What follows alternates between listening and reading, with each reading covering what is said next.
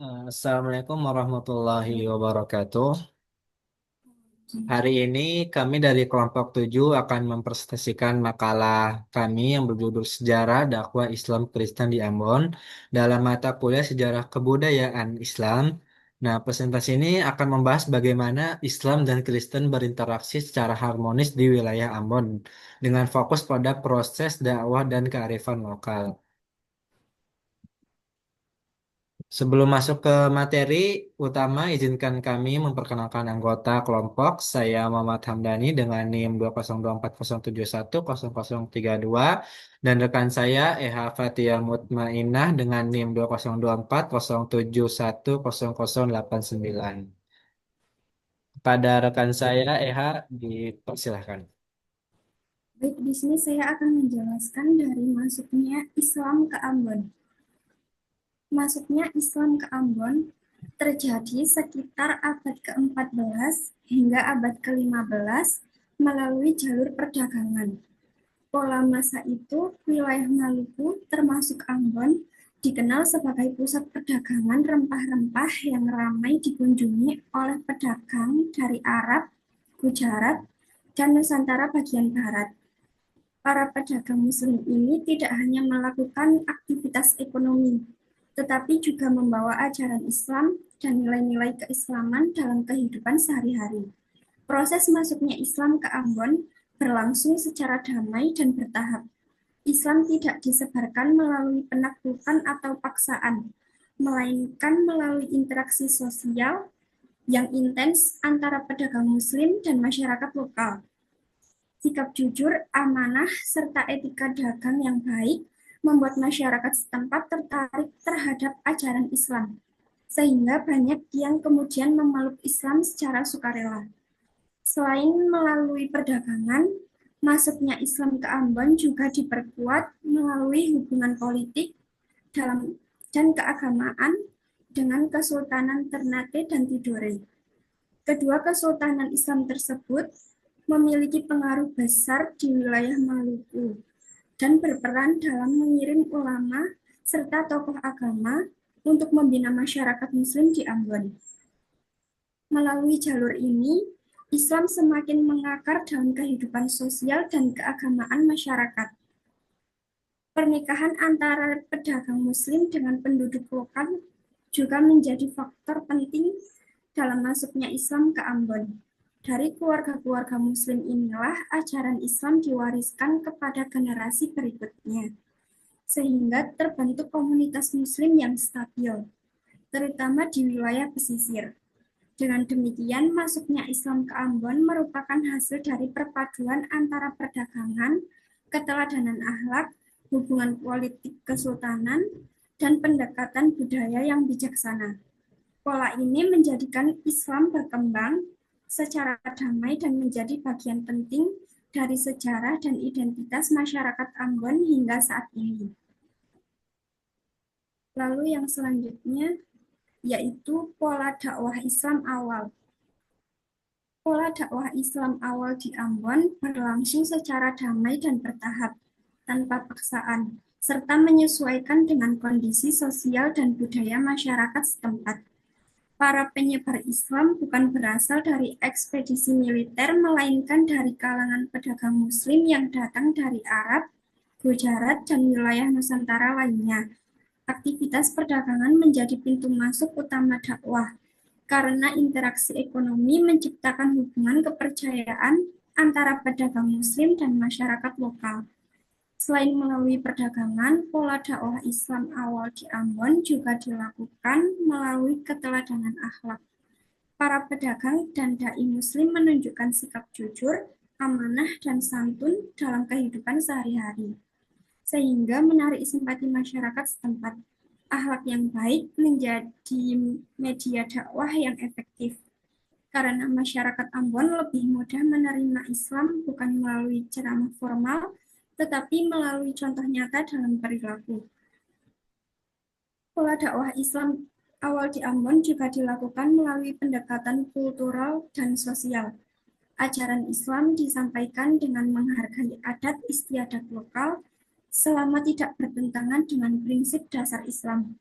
beberapa tradisi lokal diberi makna Islami sehingga masyarakat tidak merasa tercerabut dari identitas budayanya.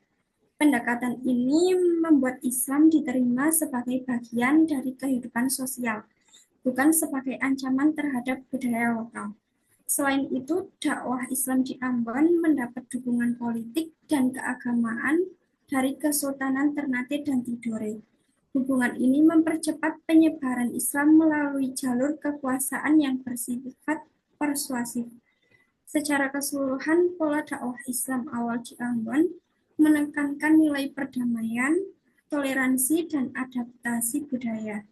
Pola inilah yang membuat Islam dapat bertahan dan berkembang di tengah masyarakat multikultural Ambon, serta menjadi fondasi penting bagi hubungan antar umat beragama hingga masa kini. Selanjutnya akan dijelaskan oleh teman saya. Selanjutnya, mari kita bahas ke slide yang ini yang berjudul Masuknya Kristen sebagai Konteks Sejarah. Di sini kita akan menyelami bagaimana agama Kristen tiba di Ambon dan bagaimana menjadi bagian penting dari konteks sejarah dakwah Islam di wilayah ini.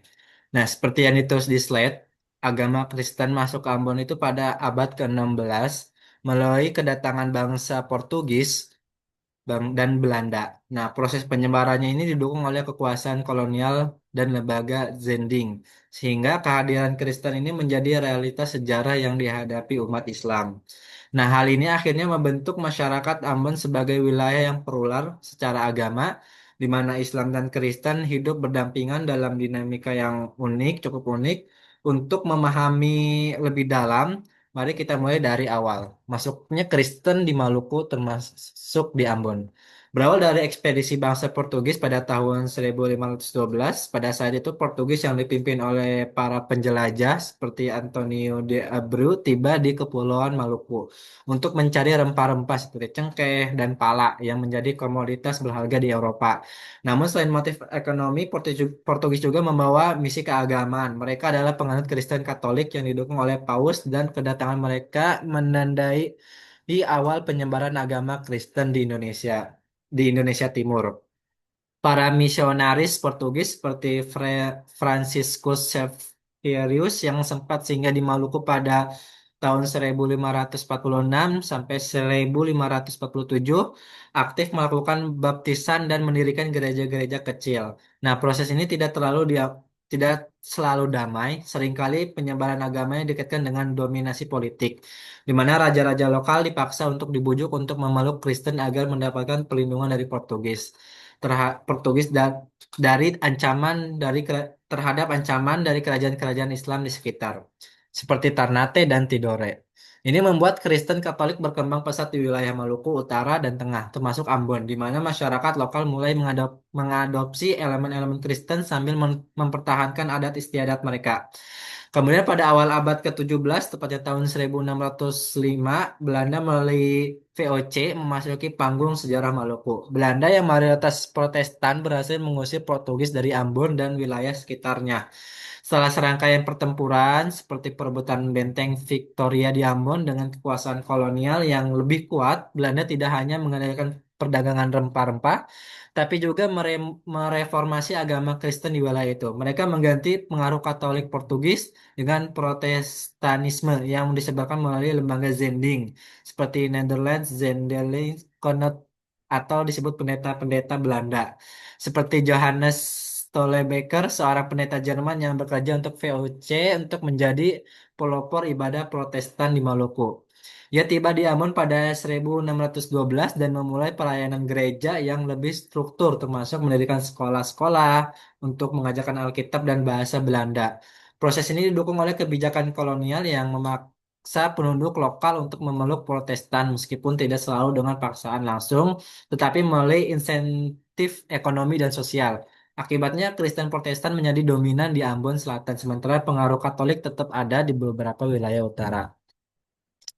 Dalam konteks sejarah kebudayaan Islam, kehadiran Kristen ini bukan kayak sekadar ancaman, melainkan bagian integral dari lingkungan sosial, di mana dakwah Islam berlangsung seperti yang dijelaskan dalam sebelumnya, yaitu eh, Islam itu masuk ke abad 15 melalui perdagangan Muslim dari Arab, Gujarat, dan Nusantara. Harus menghadapi realitas ini, namun alih-alih konflik teologis, masyarakat Ambon mengembangkan sikap toleran interaksi terhadap antar umat agama, antara Islam dan Kristen, untuk membentuk masyarakat yang plural, yang relatif harmonis, di mana nilai-nilai bersama seperti persaudaraan ukhuwah dari Islam dan kasih sayang dari Kristen saling melengkapi. Misalnya meskipun ada kayak persaingan dalam penyebaran agama, kedua komunitas ini seringkali bekerja sama dalam perdagangan dan kehidupan sehari-hari yang memperkaya budaya lokal Ambon bahkan pasca kolonial. Warisan ini kayak terlihat dalam tradisi seperti pela gandong, di mana umat Islam dan Kristen dianggap sebagai saudara meski perbedaan agama. Nah, dalam dengan demikian slide yang ini kita mengingatkan kita bahwa sejarah Ambon dalam cerita tentang pertemuan budaya dan agama, di mana Kristen sebagai konteks sejarah untuk membantu bentuk identitas masyarakat yang multikultural, ini juga menjadi dasar mengapa dakwah Islam di Ambon harus terus menekankan perdamaian, terutama setelah konflik Ambon yang terjadi tahun 1999 sampai tahun 2002 yang sempat mengunjangkan harmoni tersebut. Mari kita lanjut ke slide selanjutnya.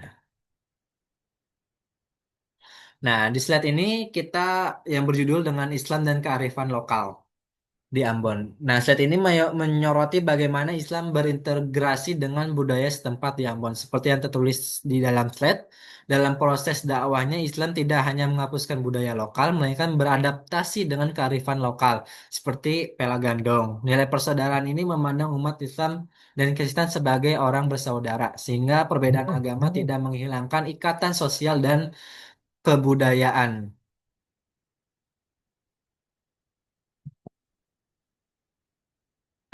Poin pada poin yang krusial ini dalam sejarah kebudayaan Islam di wilayah yang plural seperti Maluku, di mana dakwah bukan sekedar penyebaran agama, tapi juga membangun harmoni sosial. Untuk mendalami hal tadi, mari kita mulai dari pengertian Pelagandong itu sendiri. Nah, Pelagandong adalah tradisi adat Maluku yang membentuk ikatan persaudaraan antar desa di kepulauan tersebut. Nah, kata pela itu merujuk pada perjanjian atau aliansi antara dua atau lebih yang biasanya memiliki sejarah bersama, seperti bantuan dalam perang dan bencana alam. Sementara gandong berasal dari kata kandung atau rahim yang melambangkan ikatan seperti saudara kandung, sebuah metafor untuk persatuan yang mendalam seolah-olah mereka lahir dari rahim yang sama. Nah, tradisi ini sudah ada sebelum kedatangan Islam dan Kristen. Mungkin berakal dari era pra-kolonial di mana masyarakat Maluku bergantung pada aliansi untuk bertahan hidup di lingkungan kepulauan yang rawan konflik dan bencana. Namun ketika Islam masuk pada abad ke-15 melalui perdagangan dan Kristen, pada abad ke-16 mulai kolonial Pelagandong diadaptasi sebagai alat untuk menjaga kohesi sosial antar agama. Di Ambon banyak Pelagandong yang menghubungkan negeri Muslim dan negeri Kristen, seperti antara negeri Emak, itu ke negeri Kristen, dan negeri Hilla, negeri Muslim, di mana mereka kayak saling membantu dalam upacara adat pernikahan atau bahkan membangun infrastruktur. Nah, dalam konteks sejarah dakwah Islam Kristen, Pelagandong ini menunjuk bagaimana agama bisa menjadi rahmatan lil alamin. Nah, di Ambon, dakwah Islam menekankan tasawuf atau disebut toleransi dan persaudaraan insaniah yang selaras dengan Pela Gandong. Contoh nyatanya dari ritual bakar batu atau pesta bersama di mana Muslim dan Kristen berbagi makanan halal sambil memperkuat ikatan. Nah, dengan demikian, di slide ini menggarisbawahi bahwa dalam Islam di Ambon adalah proses adaptif yang memperkaya budaya lokal, bukan menghancurkannya. Pela Gandong menjadi kayak jembatan yang kuat antara Islam dan Kristen, membuktikan bahwa perbedaan bisa menjadi kekuatan persatuan. Ini juga kayak pelajaran bagi kita hari ini di mana pluralitas agama sering menjadi sumber konflik. Nah, di Ambon, kearifan lokal seperti ini menunjukkan jalan menuju perdamaian. Nah, kita bahas selanjutnya di slide selanjutnya, yaitu slide ketujuh. Nah, di slide ketujuh ini yang berjudul dengan dakwah Islam dalam masyarakat multikultural. Nah, di slide ini membahas bagaimana dakwah Islam di Ambon beroperasi di tengah keberagaman budaya dan agama. Seperti yang ditulis di slide ini, dakwah Islam di Ambon menekankan nilai-nilai Islam seperti tasawuf, toleransi, ukhuwah ihsaniyah, persaudaraan kemanusiaan, dan Islam sebagai rahmatan lil alamin. Masjid tidak hanya berfungsi sebagai tempat ibadat, tapi juga sebagai pusat pembinaan sosial dan penguatan harmoni antar umat beragama. Ini adalah inti dari bagaimana dakwah Islam berkontribusi pada stabilitas sosial di wilayah yang kaya akan pluralitas seperti Ambon, di mana umat Islam dan Kristen hidup berdampingan sejak berabad-abad lalu. Untuk memahami hal ini lebih dalam, mari kita pecah satu persatu nilai-nilai yang disebut kan tadi gitu. Pertama itu tasawuf atau toleransi. Dalam konteks dakwah Islam di Ambon berarti sikap saling menghormati perbedaan tanpa memaksa keyakinan. Ya, ini bukan kalau toleransi pasif tapi aktif di mana umat Islam terlibat dalam dialog dan kerjasama dengan komunitas Kristen. Misalnya kayak pasca konflik di Ambon, dakwah Islam difokuskan pada membangun kepercayaan mulai kegiatan bersama seperti pengamanan, tempat ibadah selama hari raya besar, di mana kayak pemuda Muslim menjaga gereja saat Natal dan sebaliknya pemuda Kristen membantu selama Idul Fitri. Nah, nilai ini selaras dengan ajaran Al-Quran, ajaran agama Islam seperti dalam Al-Quran surat Al-Mumtahanah ayat 8 yang mendorong kebaikan terhadap non-Muslim yang tidak memusuhi. Di Ambon, tasawuf ini termasuk termasuk dalam wujud dalam ruang-ruang heterogen seperti sekolah perbatasan, di mana siswa Muslim dan Kristen belajar bersama, mempromosikan pemahaman lintas agama sejak dini. Nah, yang kedua itu ukhuwah Ihsaniyah atau persaudaraan kemanusiaan. Nah, kayak menekankan bahwa semua manusia adalah saudara, terlepas dari agama. Nah, konsep ini diamun diintegrasikan dengan kearifan lokal seperti Pelagandong yang kita bahas di di slide sebelumnya. Untuk memperkuat ikatan sosial, dakwah Islam di sini tidak hanya teologis, tapi juga sosial, di mana para dai atau pendakwah mengajak masyarakat untuk melihat perbedaan sebagai kekayaan, bukan ancaman. Nah, sebuah studi menunjukkan kayak bahwa nilai ukhuwah ini menjadi dasar dalam dakwah multikultural, di mana upaya dakwah dilakukan melalui toleransi dan kerjasama untuk menghindari konflik di tengah keberagaman budaya. Contoh nyatanya adalah partisipasi lintas agama dalam acara nasional seperti ya ada musyabakoh, Quran, di mana umat Kristen berperan sebagai panduan suara atau panitia, dan sebaliknya ketika ada panduan suara gereja, di mana Muslim menyediakan akomodasi, menciptakan di mana eh, kayak bukan toleransi diam gitu. Yang ketiga, konsep dalam sebagai rahmat lil alamin. Nah, rahmatullahi alamin ini menjadi fondasi utama dakwah di Ambon. Berarti dakwah ini kayak bukan hanya untuk mendominasi, tapi untuk membawa kedamaian dan kebaikan bagi semua. Di masyarakat multikultural Maluku, konsep ini kayak diwujudkan melalui pendekatan yang inklusif, di mana dakwah memperkuat moderasi beragama dan mengurangi potensi konflik sosial. Misalnya kayak setelah konflik yang menewaskan ribuan orang dalam yang menyebabkan segregasi, dakwah Islam berfokus kayak pada rekonsiliasi seperti kayak melalui dialog antar agama yang diselenggarakan oleh kelompok masyarakat sipil. Nah, nilai ini juga terkait dengan internalisasi budaya lokal yang selaras dengan ajaran Islam seperti gotong royong dalam Pelagandong yang membantu membangun masyarakat bertoleransi dan damai. Dengan demikian saat ini kayak menegaskan bahwa dakwah Islam di Ambon adalah model dakwah multikultural yang adaptif di mana nilai-nilai Islam menjadi perekat harmoni di tengah pluralitas. Kayak bukan hanya teori tapi praktik hidup yang telah terbukti membantu masyarakat bangkit dari konflik. Nah, akhirnya kita sampai di slide 8 yaitu tentang kesimpulan. Seperti yang tertulis di slide, sejarah kebudayaan di dakwah Islam di Ambon menunjukkan bahwa Islam adalah agama yang adaptif dan membawa pesan perdamaian. Kehadiran Kristen menjadi bagian dari konteks sejarah pluralitas, sementara dakwah Islam tetap berperan penting dalam membangun harmoni sosial dan menjaga kebudayaan masyarakat Ambon. Secara keseluruhan dari slide-slide sebelumnya, kita lihat bahwa Islam masuk damai lewat perdagangan abad 15, pola dakwahnya persuasif dan kultural, terus kemudian tiba Kristen, melalui kolonialisme pada abad ke-16 sebagai konteks plural, dakwah beradaptasi dengan kearifan lokal seperti Pelagandong dan di masyarakat multikultural.